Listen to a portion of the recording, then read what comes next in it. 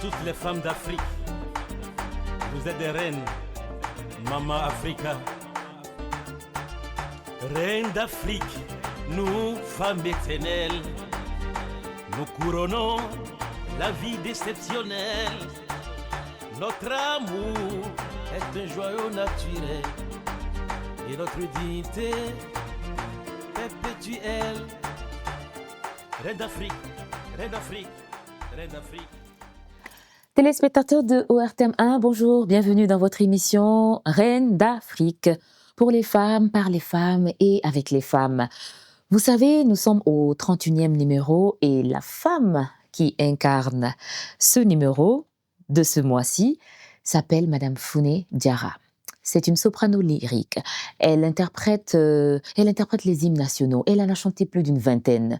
Elle incarne une passerelle vivante entre tradition, modernité et diversité. Chers téléspectateurs de ORTM1, je vous propose de regarder son portrait. D'ici là, à tout de suite.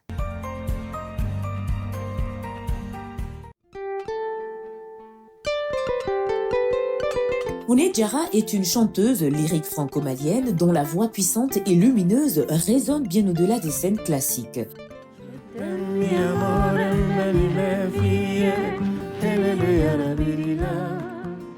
Née à Paris de parents maliens, elle grandit entre deux cultures, deux héritages, qu'elle choisit de faire dialoguer à travers l'art. Formée au conservatoire de Champigny-sur-Marne, Founey se distingue très tôt par sa tessiture rare et sa capacité à émouvoir. Elle explore le répertoire classique avec passion, mais refuse les étiquettes. Pour elle, le chant lyrique n'est pas réservé à une élite. Il est un langage universel, capable de porter les douleurs, les espoirs et les combats de toutes les femmes. Engagée, elle met sa voix au service de grandes causes. En 2021, elle participe à un album collectif en hommage aux femmes victimes de violences, mêlant chant, poésie et mémoire.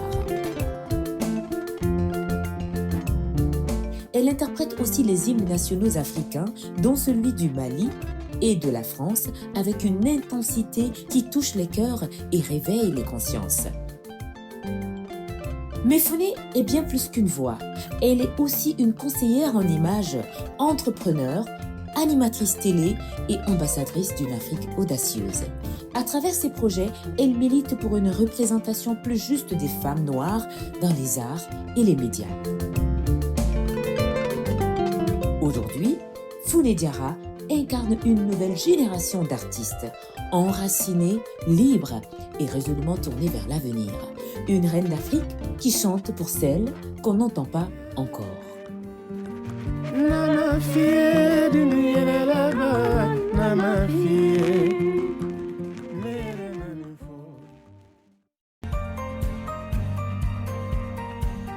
Voilà, chers téléspectateurs de ORTM1, nous sommes dans la galerie d'art de Broladia Création au sein de l'ambassade du Mali à Paris. Ici, c'est l'artisanat du Mali. C'est votre émission Reine d'Afrique et nous sommes avec une voix d'or. Vous avez vu dans le reportage. Bonjour Founey. Bonjour Fifi. Je suis tellement contente de vous recevoir sur ce plateau. Merci d'être venue. Merci, j'en suis ravie également et honorée. Alors Founey, vous avez commencé la musique depuis le berceau, on va dire. Parce que tout simplement, votre papa écoutait Salif Keïta pendant les week-ends.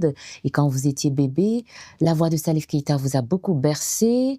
Et vous avez passé l'adolescence aussi, un peu dans la musique. Quand vous êtes arrivé au lycée, vous avez aussi chanté dans un groupe de R&B ou de rap. Et jusqu'à ce que vous êtes parti aussi dans le conservatoire pour apprendre à chanter et pour être l'une des voix rares aujourd'hui, et non seulement sur le plan lyrique, mais avec tout ce qui compte autour, les tours, les hymnes nationaux et tout.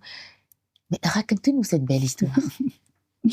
Ah oui, quelle histoire. Oui, effectivement, depuis ma plus tendre enfance, j'entendais mon père qui écoutait notamment toujours la musique malienne traditionnelle et j'étais particulièrement sensible à la voix de Salif Keïta. Et mon père me raconte que quand j'étais petite, sur ma chaise enfant, je chantais tout le temps la chanson Manjou.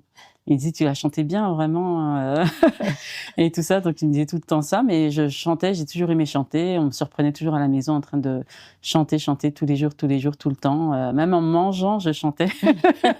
Ce qui est interdit dans notre culture. Oui, c'est interdit, oui. Et donc, mes parents me reprenaient tout le temps. Je chantais pas avec la voix, etc. Mais quand j'aimais quelque chose qui était bon, eh bien, je chantonnais.